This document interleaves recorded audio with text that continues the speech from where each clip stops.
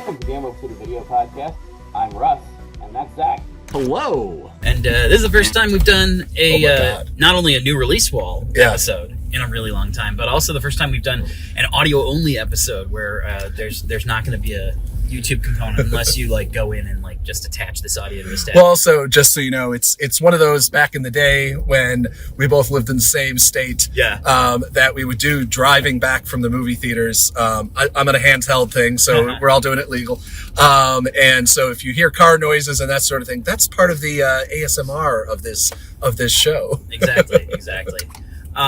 Tonight we went to see Werewolves, which we almost drove like 2.5 hours out to see it. Yeah. And then at the last possible minute, it finally started showing up in our area, and it was like, oh, good, we can actually like just go get dinner. Yeah, it started out as only being available basically in Rochester, which is about 2 hours each way for us, and then it got closer to Auburn, I think it was, which is 45 minutes each way, and then finally it was at the Destiny USA Mall. Thankfully, at sadly one showing a day, kind of during on a Sunday, but yeah, no, it was fun. Yeah, it was a fun movie. It was fun because it seemed like they used a blend of CGI, puppetry, animatronics, and makeup. Like the werewolves in this movie were like very clearly different shots. Were different things. Mostly it was like dudes in suits with a good makeup team. Yeah, strong, and I say this, not that anybody who's seen Dog Soldiers would think otherwise, but strong Dog Soldiers vibes on kind of the look of the werewolves and kind of the whole, like the movie vibes, which is like about the biggest for a werewolf movie, about the biggest compliment I could possibly give something. It's funny because at one point in the movie, there's a werewolf who's wearing dog tags. Yeah. And like... comes front and center in front of the camera, and I'm like, oh, that's just the Dog Soldiers movie poster. Yes. Like, it's exactly that. Yeah. I'm pretty sure I tagged something like that with the movie's director, which, by the way, if you're listening, since I will be posting this to Twitter, fucking awesome movie. This was great. This was exactly the kind of fun that I definitely needed in a werewolves movie, which I did enjoy. That there was another werewolf, the Wolfman got a trailer on this. trailer on this, so it's like, wolves are back, baby. Yeah. Which I'm happy because, like, I think vampires had a good run. Like, they tried really hard at Frankenstein's monster, like, years and years ago, and that kind of failed. And so, like, zombies are kind of passe at this point, although we got, like, probably a year until 28 years later comes out. Which, you know, fight amongst yourselves whether those are zombies or not. Yeah. But, yeah, anyway, back to the movie. I dug it a lot. It was a lot of fun. Grillo, who is the main, is not. I mean, he's kind of like shares main character duties with a couple of other character actors.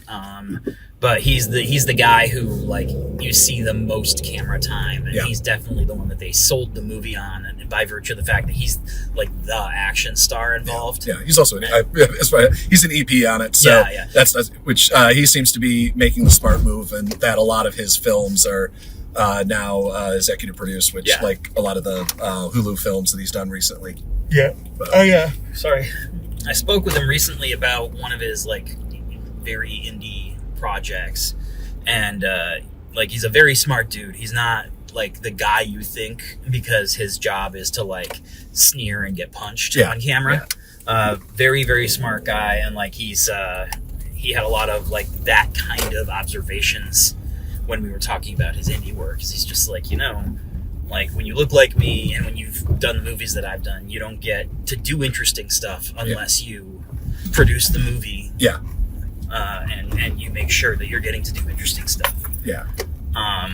But basically, for anybody who hasn't seen the trailer, which is probably a lot of people because it's an indie movie, the premise is that there was a massive like werewolf super event, basically like 1 in 6 or 7 people worldwide turned into werewolves. People turned into werewolves.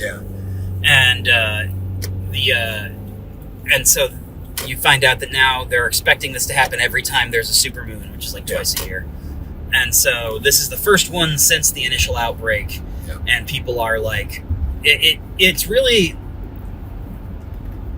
it feels, and it's funny to say this because Grillo was in one of these movies too, but it feels like The Purge as a monster movie. Yeah. You know, because it's like you got to be locked up. You've got like all the home security porn at the beginning, and you've got like crazy people who think that like no, they're gonna beat the system and go out there and just like mow down. Yeah.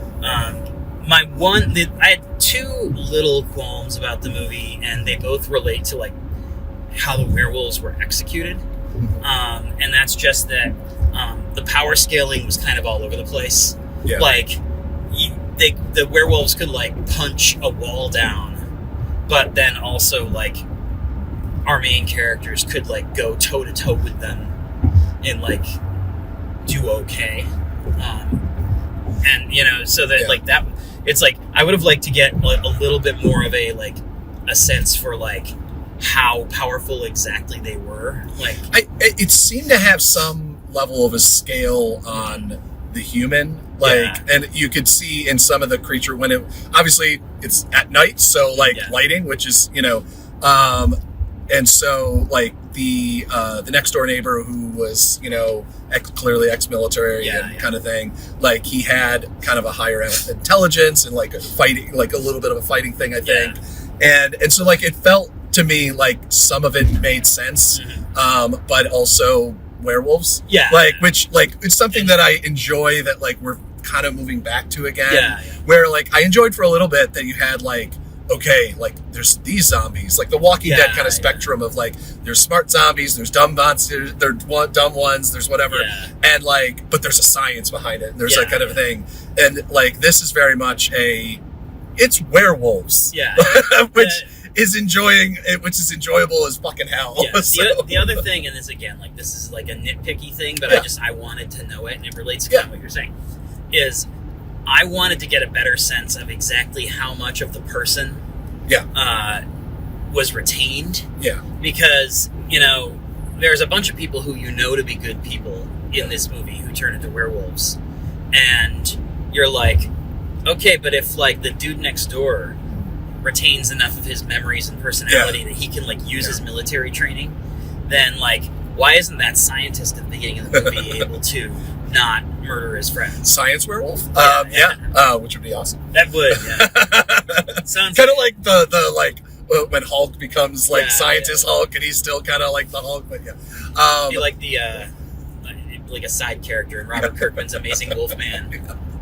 I mean, one of the things that like a lot of more, this is in a very weird 2024 independent kind of world vibe feel where there wasn't a lot of people in any one shot, and very clearly it's not 50, it's not a $60 million budget film even, or something like that. In a couple of the big action scenes at the beginning of the movie, they had people on like a heads-up display, and you would see them from inside of their suit like Iron Man, and I think that was probably something that allowed them to like shoot around people's schedules. That's what I fucking loved about this movie, was that it was, I know you weren't saying it as something against it, but it is just like they used it really fucking smart. They like they put people in suits and like kind of did everything in the way that it would be obviously would be cheapest, but also would make sense. And in doing that, they made it really fucking cool. Like that opening when everything shit hits the fan, which entering a little bit of spoiler world, but not really. Like a lot of this you see brief moments of it in trailers and things like that. But like when everything kind of hits the fan, I'll talk in generalities. In this scene, and there's like strobe lights, and very much it has a very like we're talking about 80s horror thing, which of course this is very much strong vibes of all along. And again, the most complimentary sort of way.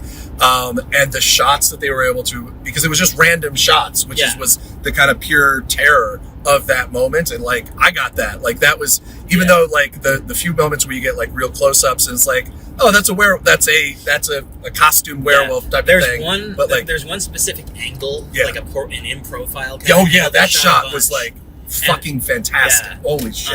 It was like kind of silhouette-esque, with the strobe. Which, by the way, if you have light issues, this might be a film you be careful with. Might be careful.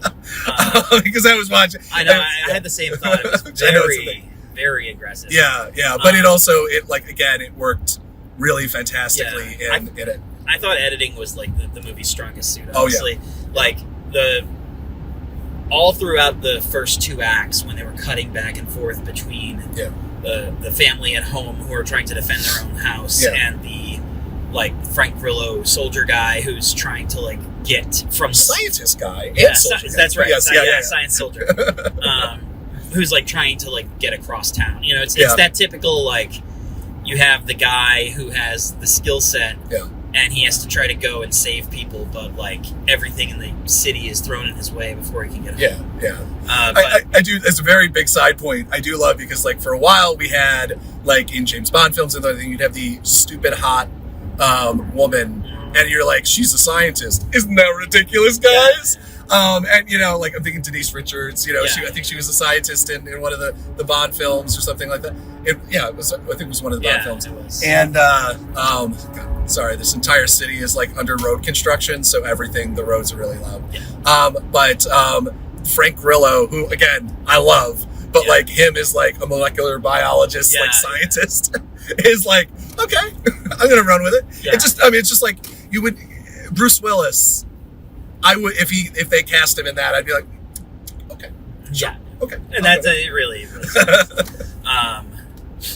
And it's funny because he has to do actual science stuff in the movie, which kind of puts a finer point on it. It's not like Indiana Jones where they just tell you, oh, he's a respected professor, and then you never ever see him do anything. Writing a term paper. I will say that I liked the fact that the stupid hot woman in this movie, his number 2, was Katrina Law, who just an absolutely delightful person. She was Nissa on Arrow.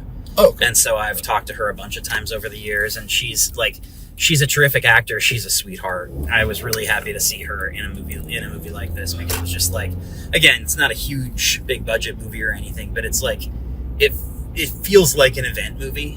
It really does. In terms of even Grillo, looking at all the indie action stuff he does and all the direct to streaming stuff he does, it's this is the Avengers version of that. Yeah. It's an indie film, but it also feels there's meat behind it and there's money behind it. Oh yeah.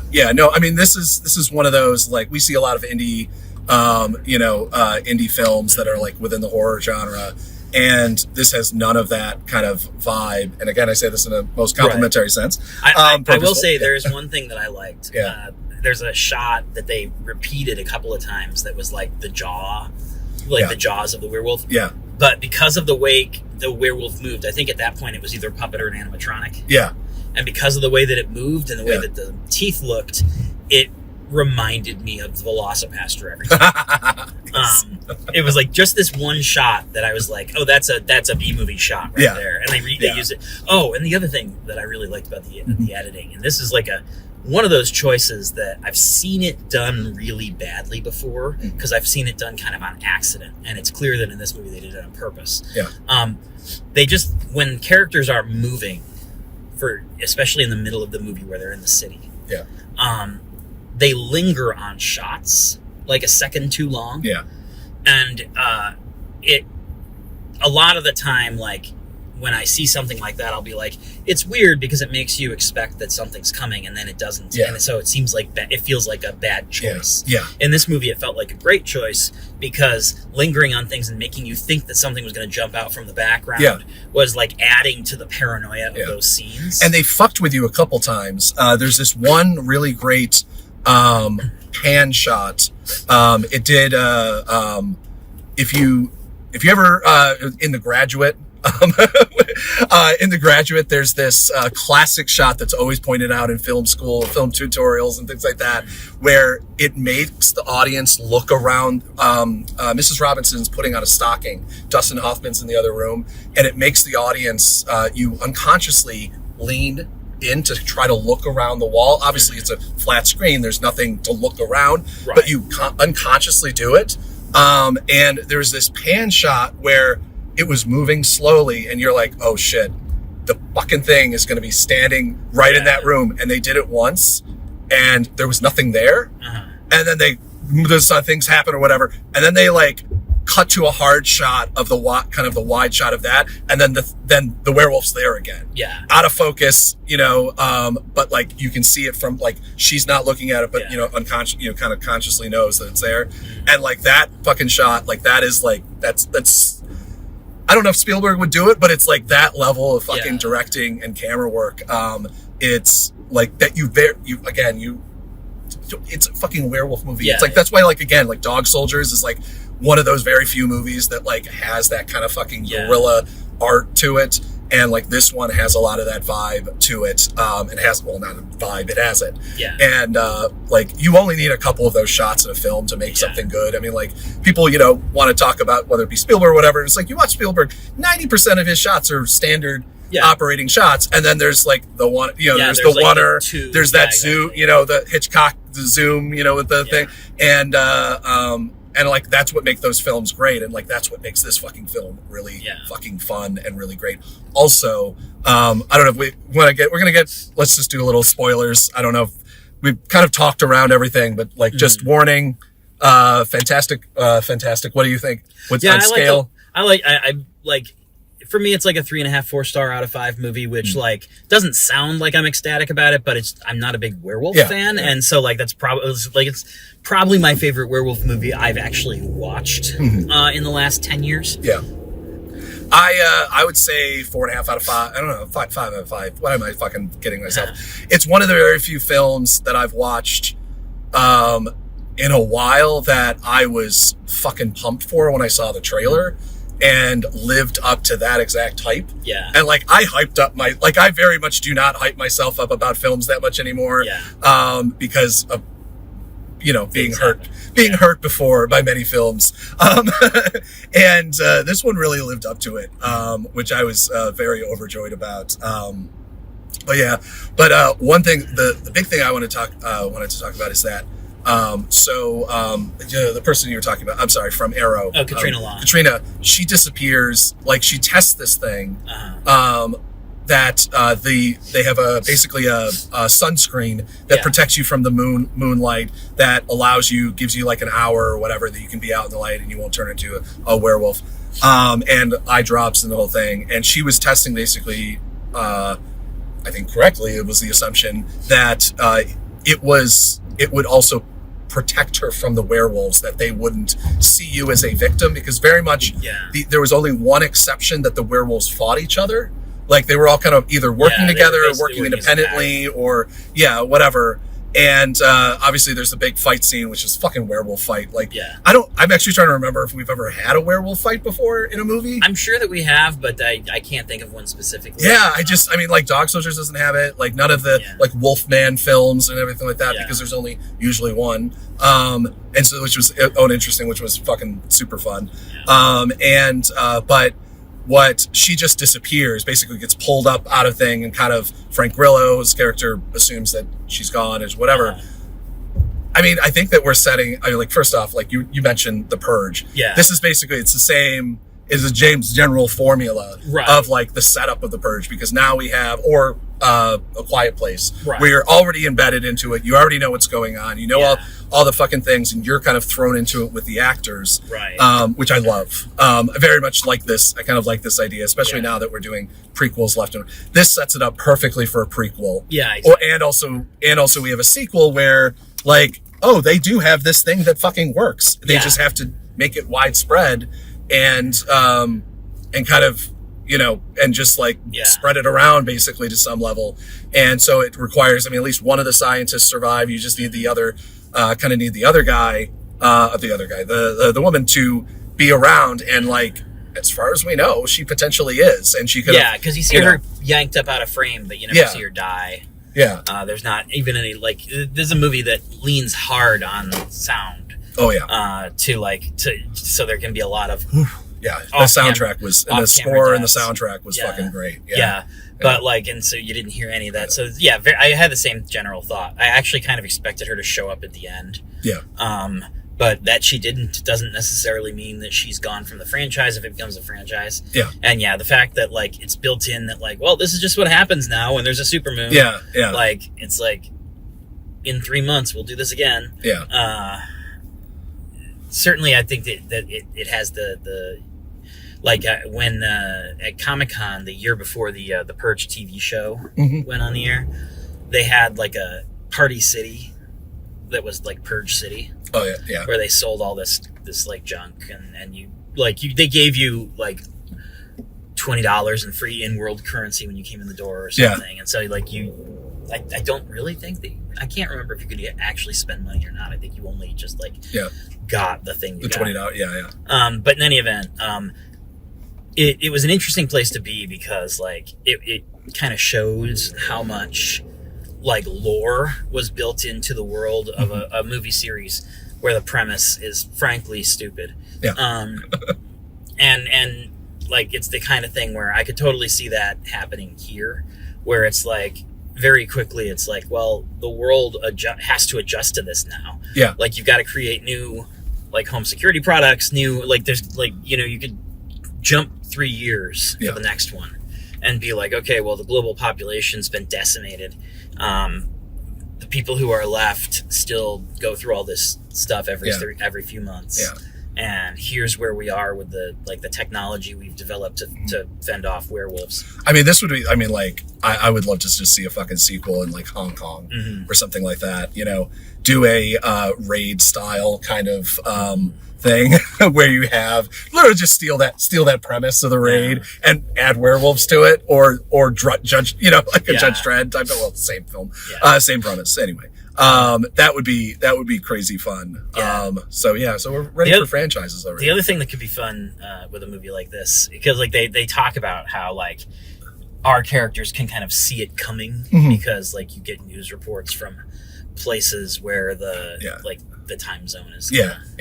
And all I could think was like, oh, you know, it'd be really kind of fun is like you could do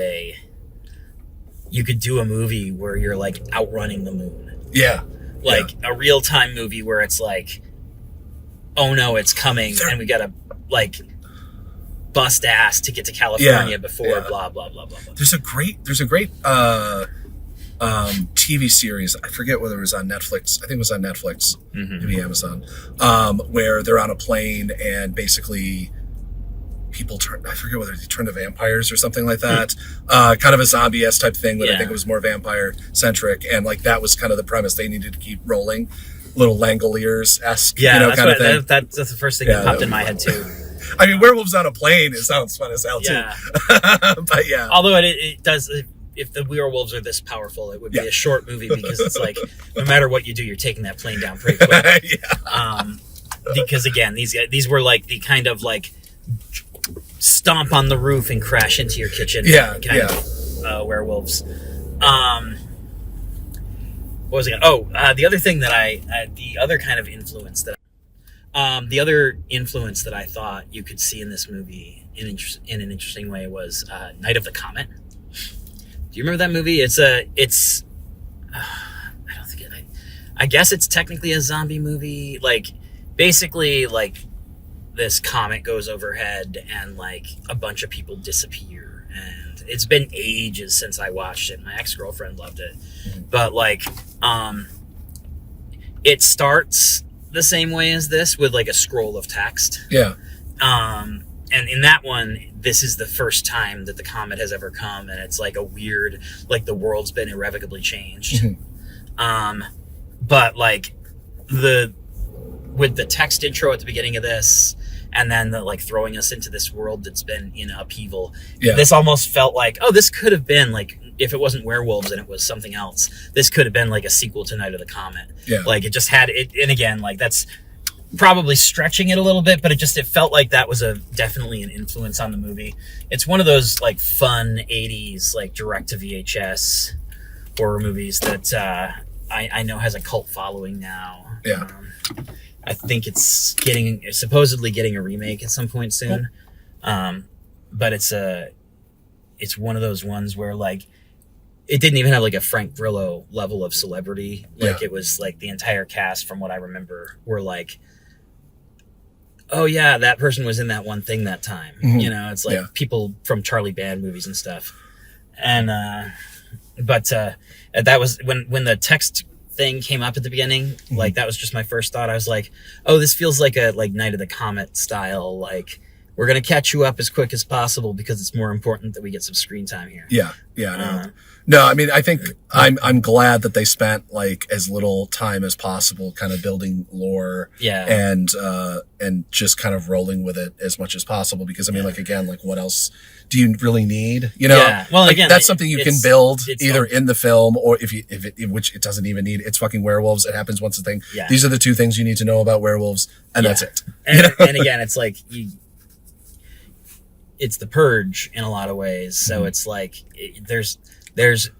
it's a really thin concept on the ground. Yeah. Like you don't have to dump a bunch, like you can once the franchise has been going for a little while and you're invested in it. Yeah. Like there's lore. But like in the first Purge movie, it was just like, hey, here's this wacky thing we do, and then you're off to the races. Yeah. I do find it funny that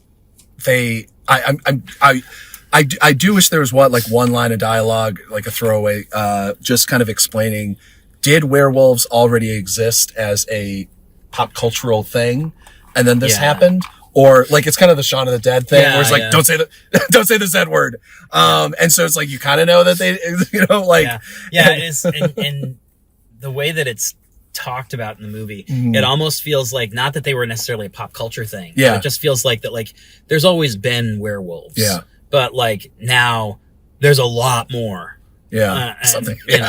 And so it's one of those things where it's like that's that, because nobody has any trouble accepting the fact that it's werewolves. Which, I mean, I guess it's the second year, and we've seen there would have been a ton of CC, ton of video and whatever happening, and I guess I also, we never see what happens to them when they die, because most of the ones either like blow up or we move. We obviously we're hauling ass and moving on. The other thing is like so many characters in this movie turn. And then you don't know, like, did that werewolf get killed? Did that is that person? Could that person come back for a later story? Some of them are like. And it's also really interesting because, like, in the same vein of like the werewolves sniffing Katrina Law and deciding, and I couldn't quite tell, by the way, because she was like the wolf expert, and she had that whole speech about how like you either have to run, stand your ground, or be the alpha. And so like she went out there, and I thought the same thing. I thought like, oh, so she's going to test the theory that like the spray makes them kind of like an unappealing victim. But then like the werewolf punched her and she screamed in its face. And I'm like, is she just trying to like be the alpha? Like I couldn't quite tell which of the two things she was testing. She was potentially being part of the pack. Like I think obviously she was. I mean, I think that the other creature, with like the biker jacket, kind of implied that he was implied a bunch of things, but like. I would have read that as that she was like basically one of the pack. She was part of it, but because again, we didn't have like, there wasn't even like kind of like werewolves that were, you had that like couple werewolves that were like attacking that car. But they weren't, attacking each other. They weren't like really even in fighting. like you would see like a bunch of wolves just like fighting over the whatever the thing meat. That's in there. And so I guess in this world, that they either they are just like basically like they're humans, but they're werewolves, and their brain is werewolf at this point. And maybe there's a little bit, because obviously we have like a little bit of an implication that like I said, that's like with Frank Grillo, when he turns, that, he at least slows down and kind of pauses. And kind of almost at the end, like he's holding it off, if nothing else. Like if that's what it is, which I guess that, you could have the werewolves have kind of that same, where it's just like, oh yeah, they don't attack other werewolves, because why are we attacking other werewolves? They're not, exactly. They're not prey. The other thing that I thought was really interesting, was, and again, we'll have to put a spoiler thing in there, because we talked like Grillo turning is like the big spoiler. But, in that last fight, the thing that was interesting to me is like, clearly the guy, like they kept talking to the neighbor, like he could understand them, even though he was a werewolf. Like she was like calling him by name and being like, get off my property, or I'm going to shoot you. And then like when Grillo gets ready to like wolf up and fight him, he's like, I never liked you and I'm gonna kill you now. Yeah. And then he like, undoes his shirt to get moonlight and turn into the Hulk. And like the whole time that he's sitting there turning, the other wolf doesn't just go, swipe, okay, you're dead now. And so it's like, clearly, I do believe that's Transformer, and like, like there's rules, okay? There's rules in these type of films where it's like, no, you have to wait. If it's Sailor Moon and you're fighting Sailor, you have to wait for her to transform. If it's Voltron, you gotta wait for them all to come together. Like, I just my thing was I was giving it a little bit more of the like.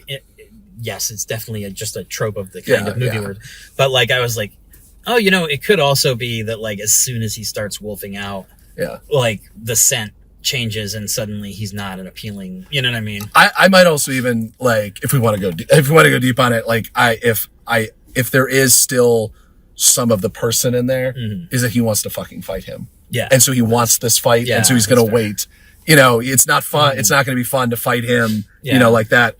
He wants to fight him like that. That's kind of like, I don't know, that's what I got to me. That's what I got from. That's a very plausible, especially because he was like, it was a weird relationship because he was like,